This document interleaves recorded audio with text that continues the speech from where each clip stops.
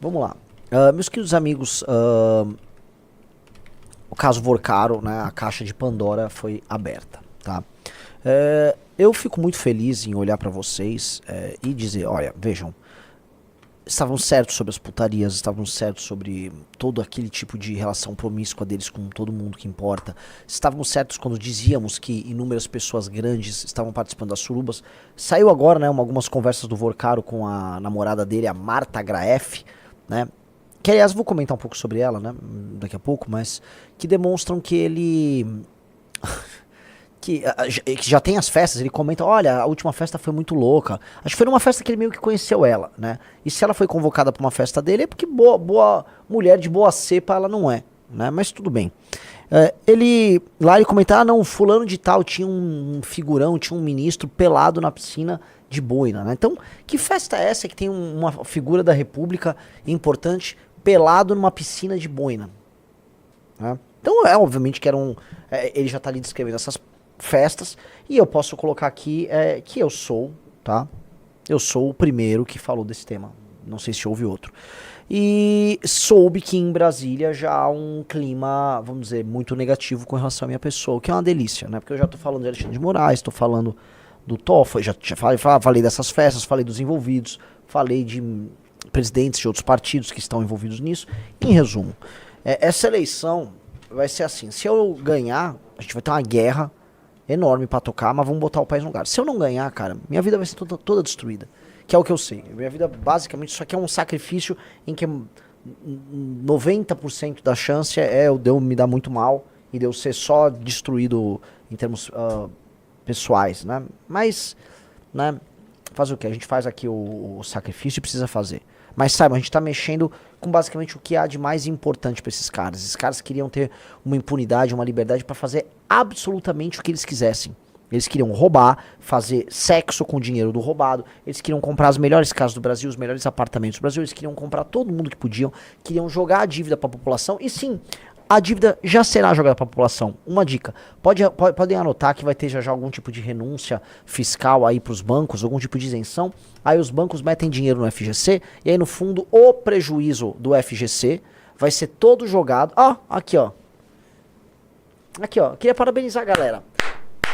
Câmara Legislativa aprova o uso de imóveis públicos para socorrer BRB. O projeto prevê empréstimo de até 6,6 bilhões com a FGC. Não pode.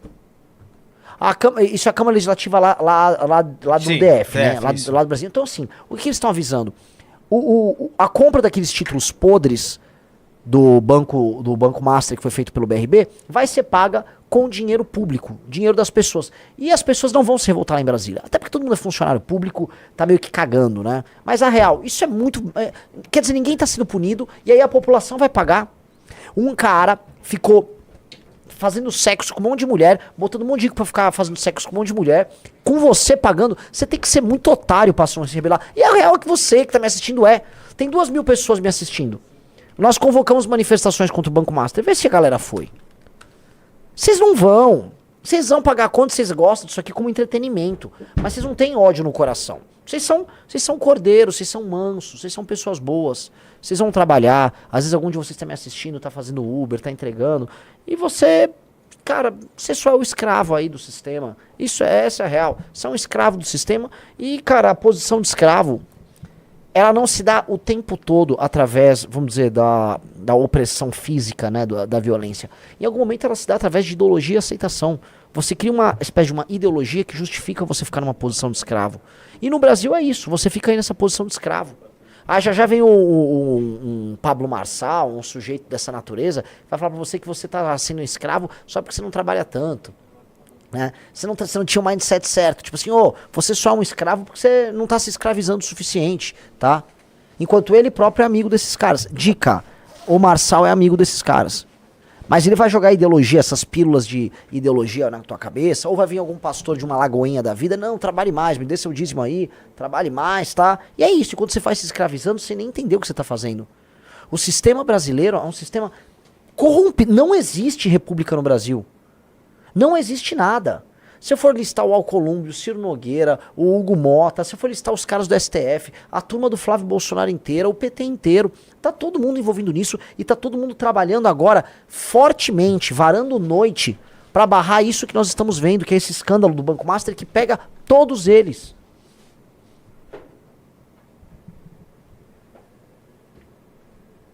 Todos eles. Só que você não vai se rebelar. Eu venho rodando, eu tava fazendo pré-campanha, estou rodando em vários lugares, né? Eu converso com pessoas, eu tive algumas conversas com bolsonaristas, que agora no interior de São Paulo, uma parte dos radialistas são bolsonaristas. E você conversa, pô, não são pessoas más. Todos os bolsonaristas que eu conversei que trabalhavam em rádios eram pessoas boas. Eles só ficaram sendo alienados por uma mentira. E aí eles nem sabem, assim, não é que eles não querem fazer o certo, eles querem meio que fazer o certo. Ao menos as pessoas que eu conheci. Só que eles são direcionados para um caminho errado. E aí o caminho errado os leva a um erro.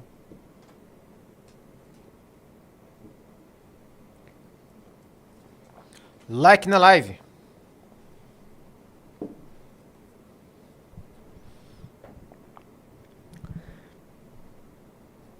É difícil. É muito difícil, muito difícil. E muito difícil porque, assim, as pessoas exigem, as pessoas sérias, vocês estão nos acompanhando, vocês exigem da gente um comportamento muito correto. Resistir à tentação é fácil. Eu nem gosto dessa tentação dos caras. Eu eu quero andar de Ferrari, não quero andar de Ferrari, não ligo pra, acho tudo isso bobo, acho tudo isso fugaz. Eu acho muito melhor ouvir uma boa música, ou tocar uma música com seus amigos, ou ler uma coisa boa, ou comer uma comida boa que você mesmo saiba fazer, que esteja dentro do teu bolso, é muito melhor do que, essa vida desses caras. Mas e as mulheres? Eu já saí com mulheres muito bonitas quando eu era jovem, tá? Muito bonitas. E isso também é fugaz, isso é vazio. No fundo, era só uma mulher bonita, ela era um ser humano, ela faz todas as necessidades fisiológicas que o ser humano faz. Sabe? Não tem nada de especial isso aí, tá? Isso aí, no fundo do dia, essa coisa, essa briga pela beleza, como se as pessoas tivessem, né? Porque é verdade, o Riso tá fazendo cara feia aqui pra mim, Riso. O que eu tô falando de maneira clara. Mas não é verdade. Essa coisa tipo, eu vou seduzir, vou comprar pessoas com mulher bonita. Entendeu, Riso? Disso que eu tô falando. Uma pessoa que seduz por isso, ela é vazia. Tem uma prostituta russa muito bonita. Ela é só uma prostituta russa, cara. Você não ganhou nada com isso. Você não ganhou nada com isso. Então, o lance da sedução, da gente ficar aí meio que, seduzido por essa... Não tem. Agora, vocês querem que a gente faça um sacrifício? E a gente faz, mas entendam, as consequências serão colossais. Porque nunca o sistema teve tão unido. O Valdemar da Costa Neto tá trabalhando com o Ciro Nogueira, ele tá trabalhando com a turma do PT, com o Jacques Wagner, ele tá trabalhando com a turma do STF, com o Alcolumbre, todos ao mesmo tempo. Esses homens estão todos trabalhando ao mesmo tempo para brecar o que eles consideram ser uma possível hecatombe. Hecatombe, que é a queda do sistema, cara. Que é a queda de todos eles. Quando houve a Lava Jato, pegou muita gente gaúda, mas não pegou o STF como um todo. Cara, o STF em grande medida tá pego. Outros ministros que não estão envolvidos, tem escritórios de advocacia também, que tem contratos com outros bancos masters. Pessoal, empresas contratam escritórios de parentes de ministro do Supremo para fazer negócio. Por que eles vão constatar um escritório de um parente do ministro do Supremo e não um escritório criminal ou de outra área aleatório? Tem um motivo, né? Podem botar no comentário o que vocês acham que é. Este Brasil inviável, este Brasil em que todos os bancos, ou quase todos os bancos, venderam o CDB do Banco Master. Não se esqueça, sabe, que... vocês sabem, né? Aqueles influenciadores que vocês gostam de... Salvo raras exceções, mas boa parte dos influenciadores de mercado financeiro, eles enfiaram o título do Banco Master em você. Que o corretor, né, que do atendente da empresa de corretagem, né, que você usa, o aplicativo deles, enfiou o Banco Master em você. Não se esqueçam disso. Tem todo um sistema que foi montado justamente, vamos dizer, para que nada aconteça e que eles vivam como se fossem sheiks árabes. E esse sistema, cara, tá passando por um maior risco em muito tempo. E pode dar merda. Esse momento é muito diferente da Lava Jato. Vocês devem estar imaginando, ok, a gente tá vivendo um período parecido com a da Lava Jato. Quem aqui, por favor, digite um, que era muito novo quando rolou o período da Lava Jato. Impeachment da Dilma e Lava Jato. Quem aqui fala, ok, eu era muito novo entre 2014 e 2018? Digite 1. Digite 2 não, se você já era uma pessoa madura e viu aquele processo todo, tá? É importante, eu quero que vocês se coloquem aí, tá?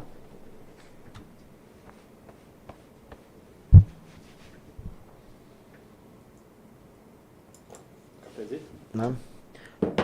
Eu aceito, por favor, eu tô cansado. Então, é muito diferente. Vou te falar duas coisas que tinham de diferentes.